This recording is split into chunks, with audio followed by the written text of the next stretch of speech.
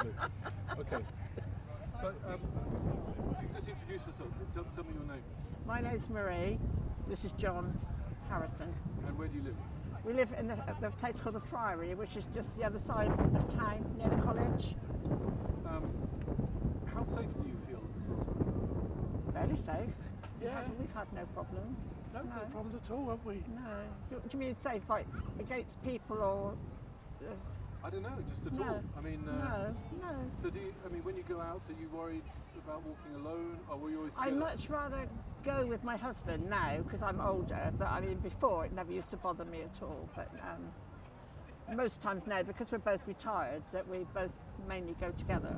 Yeah. And is there anywhere that you would avoid? Any part of town you'd avoid?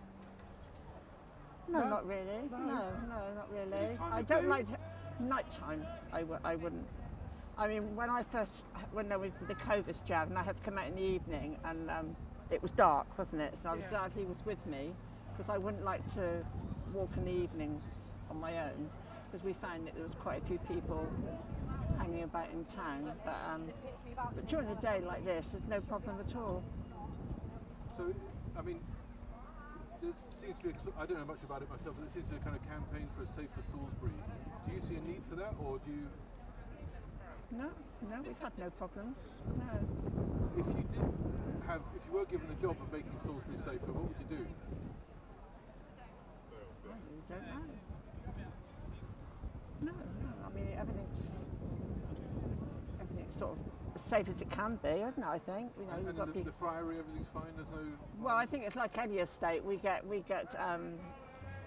in a block of 6 flats, and we do have 2 flats that we have problems with, but the council are dealing with that. So and the police are dealing with that. So and they've got closure orders on it. So that's all being dealt with. So if we have any problems, then you ring the council and they deal with it. So. Brilliant. Sounds wonderful. Yeah. What a great place to live. Yeah, well, I've been here 54, 74 I am now, and I was born here, so You're 74. I'm 74. Can I ask you one other question? Then? Yeah. This is a separate issue now. If you could each say your name and what year you were born. My name's Marie, and I was born in 1947.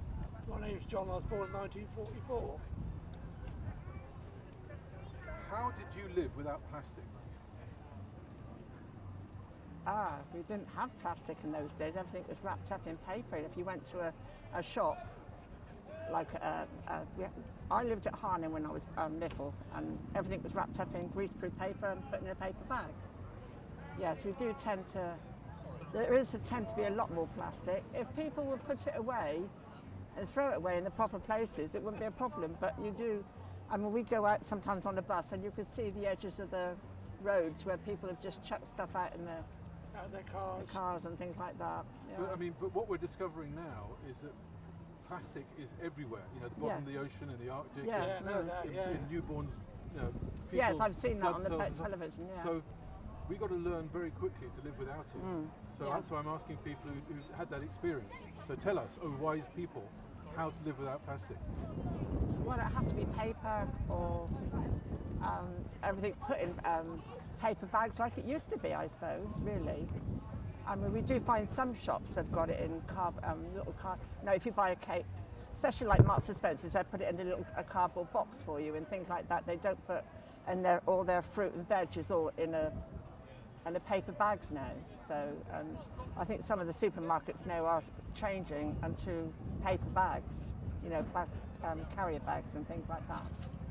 But I tend to take my own bags anyway. So how about you? What advice would you give people if we've got to stop using plastic tomorrow? Where should we start? Well, how do we do it? I don't know really. Well, we would have to get.